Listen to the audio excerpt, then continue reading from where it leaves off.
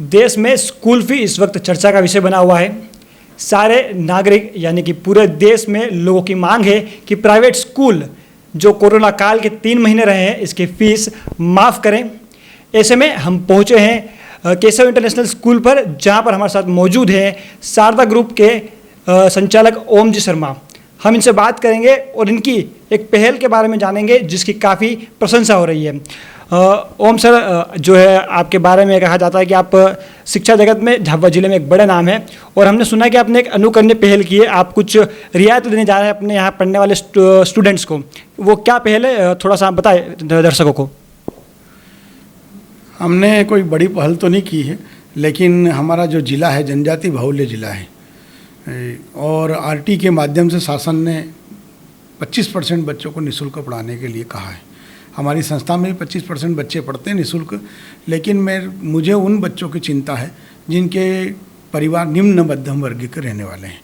उन लोगों की स्थिति ऐसी है कि कोई ठेले का व्यवसाय करता था, कोई अपना छोटा रोजगार करता था, लेकिन इस 3 महीने की अवधि में वो उस रोजगार से अलग हो गए हैं, और मुझे लगता है कि आने वाले उस समय तक भी इनको तकलीफ आएगी। ये सब सोचते हुए शारदा ग्रुप ऑफ एजुकेशन ने सोचा है कि बैठ कर हम कुछ प्लान करें और ऐसे बच्चों को चुनें कि जो आर्थिक रूप से कमज़ोर है। तो ऐसे हमारे 4 संस्थान हैं, शारदा विद्या मंदिर, केशव विद्यापीठ, केशव इंटरनेशनल और माध्यमिक शिक्षा मंडल संचालित शारदा विद्या मंदिर। इन चारों विद्यालयों के लगभग 550 बच्चों का हमने चयन किया है, और उनको हम ये 3 माह की फ़ीस जो अप्रैल, मई और जून, ये हम निःशुल्क माफ़ करने जा रहे हैं, और उन बच्चों को सौगात देने जा रहे हैं कि आप फीस के कारण, पैसों के कारण अपना अध्ययन नहीं रोकें। आप लोग आइए, अपना अध्ययन जारी रखिए। ये समय तो बदलता रहता है, कल और अच्छी परिस्थिति आएगी और आप उसमें गेन करेंगे। इसमें लगभग 22 लाख रुपए का हमको लॉस होगा, ऐसा मोटा मोटा अनुमान है।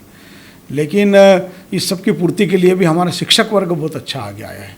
हमारे शिक्षकों ने कहा है कि हम बच्चों की पढ़ाई के लिए हम आधे वेतन पे काम करने को तैयार हैं, लेकिन बच्चों की पढ़ाई जारी रखना चाहिए। तो उनका काम भी प्रशंसनीय है। अच्छा, जहाँ देखा जा रहा है कि अधिकतर विद्यालय के जो मालिक है या संचालक है वो पैसे को जो है यहाँ पर तरजीह दे रहे हैं। ऐसे में आपकी क्या सोच रही इस कदम के पीछे? ये हमारे ज़िले में बड़े बड़े महाविद्यालय और विद्यालयों के नाम हैं, और बड़ी फीस भी वो लोग लेते हैं। लेकिन ये आरटी जिस कानून का मैंने जिक्र किया है, ये झाबुआ ज़िले में कोई बड़ी स्कूलों में कहीं लागू नहीं है। उन्होंने अलग अलग तरीके से अल्पसंख्यक संस्थान के नाम से अपने वो लेकर आ गए हैं, सर्टिफिकेट लेके आ गए हैं, और किसी भी आरटी के अंतर्गत अपने बच्चों को एडमिशन नहीं देते हैं। मैं तो आपको विशेष उल्लेख करना चाहूँगा कि हज़ारों किलोमीटर दूर से सेवा के नाम पर यहाँ काम करने वाले लोग भी, उन्होंने भी हाईकोर्ट में अपनी एप्लीकेशन लगाकर इस कानून के खिलाफ स्टे लेकर आए, और अपनी संस्थान में वो भी इनको प्रवेश नहीं देते।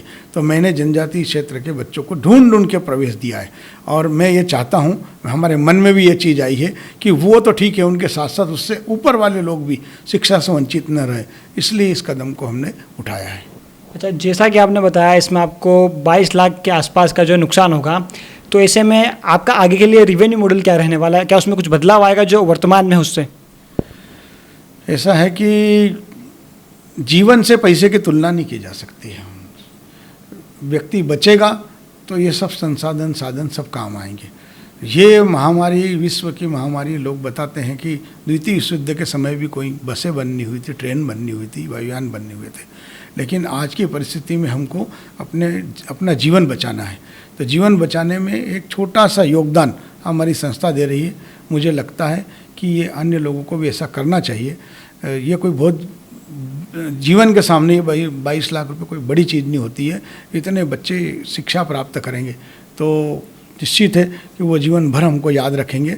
कमाना तो और भी है, आगे समय भी कमा सकते हैं।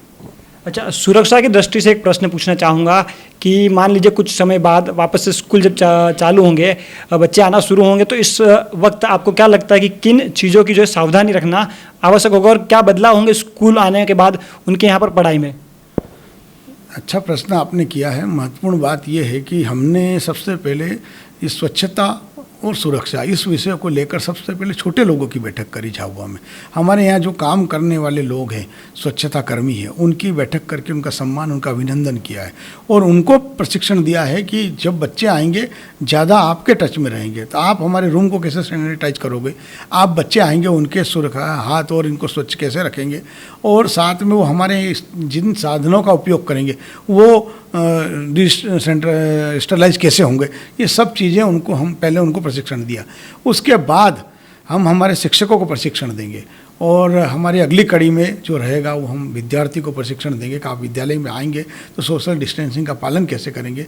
हमने हमारे परिसर का दूसरा हिस्सा एक जो किया है कॉलेज का है, उसके अंदर भी हम 3 शिफ्ट में बच्चों को पढ़ाना चाह रहे हैं। अलग अलग समय पे हम उनको पढ़ाएंगे, कम समय करेंगे उसमें, और सरकार से अनुरोध भी हमने किया है कि इसका कोर्स भी कम किया जाए और इसके कारण बच्चों को कम समय में ज़्यादा वो पढ़ाई भी होगी और उसका पालन, सुरक्षा का पालन करते हुए हम पढ़ा सकेंगे। अच्छा, ये थे ओम जी शर्मा। इन्होंने काफ़ी अनुकरणीय पहल की है। हम उम्मीद करते हैं कि बाकी के प्राइवेट स्कूल के संचालक भी इनसे सीख लें और समाज के लिए, अपने यहाँ पढ़ने वाले विद्यार्थियों के लिए कुछ अच्छे कदम उठाएं। हम सभी से यही अपेक्षा करेंगे कि वे इस महामारी के समय में पैसे की जगह लोगों को, समाज को और अपने यहाँ पढ़ने वाले बच्चों को तरजीह दें।